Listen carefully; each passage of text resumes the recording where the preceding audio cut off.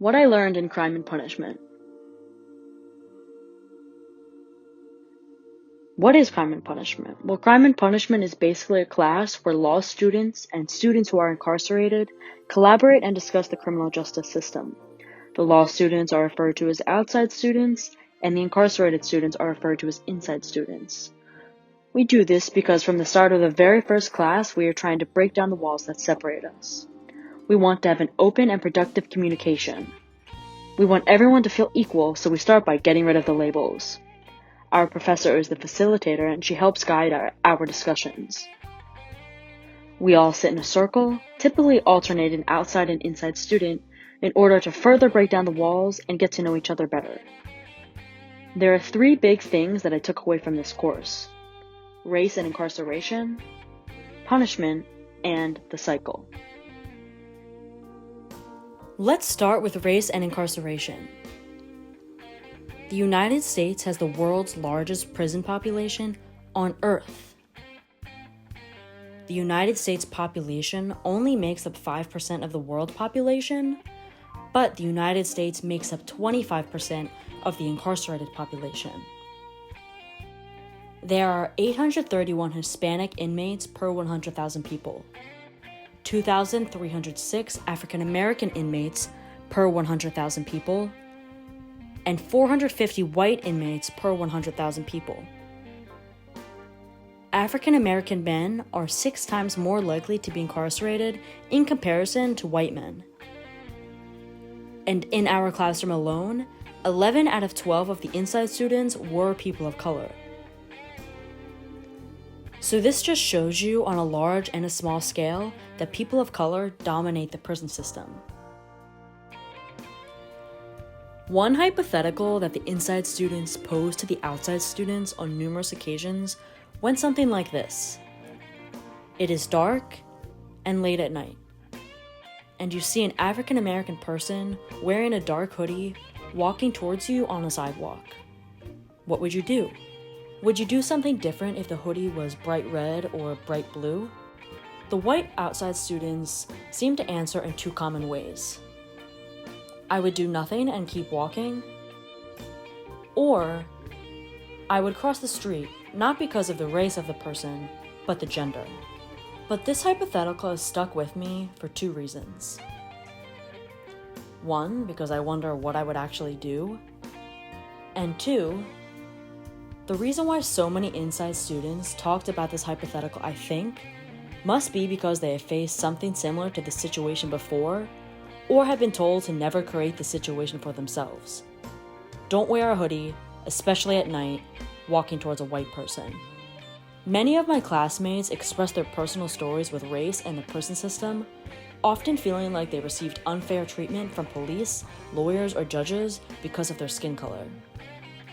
Which sort of bleeds into our second topic, punishment. See, race is involved in everything. You can't talk about the prison system without referring to race. We did many exercises in class regarding punishment. Here's one exercise that we did together. Imagine this. In a brand new society with no laws, lawmakers, or police, what types of actions would you criminalize? And how would those actions be punished? Would you be harsh or lenient? Can you even imagine a brand new society without any established punishments? Or is the current punishment system so ingrained in your brain that you're biased? In our brand new society, everyone seemed to be in agreement that crimes against children must be punished and punished harshly. Another action that was popularly discussed for being punished was murder. But even here we had some disagreements. How hard should intentional murder be punished versus accidental or negligent murder? Should there be a difference? One theme I observed during our exercise that surprised me was it seemed like more inside students were more likely to harshly punish actions they saw as criminal versus the outside students. At first this surprised me, but I quickly realized why this was. Many of the inside students were using their personal experience in our new society. They were using the crimes and punishments they were convicted of as a baseline. For example, let's use a hypothetical. If someone went to jail for 20 years for possessing crack cocaine, or for owning a gun without a gun license.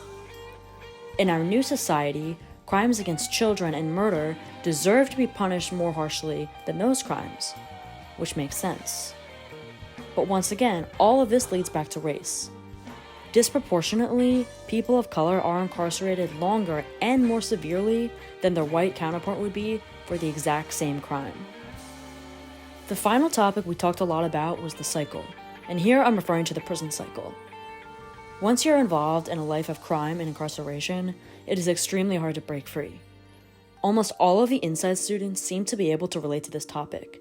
The system does not make it easy. For example, once you serve your time, it is harder to get a job because you have a felony on your record, which makes it extremely hard to make money, afford housing, afford food, and provide for a family. So that individual may resort back to crime to survive. It may also be hard to break free because you're going exactly back to the same environment you were in when you became incarcerated. You're living in the same house, with the same people, who are engaging in the same criminal activities. So you have to remove yourself from that environment, but this takes resources. Resources that many incarcerated individuals may not have. For some, the cycle begins before you even become incarcerated. And I learned a lot about this from the inside students. The cycle begins when you're born as a person of color, or in an unsafe neighborhood, or into a family of addicts, or all of the above. Some people have larger targets on their back that make it a whole lot harder for them to break free from the perpetual prison cycle. Thanks for listening.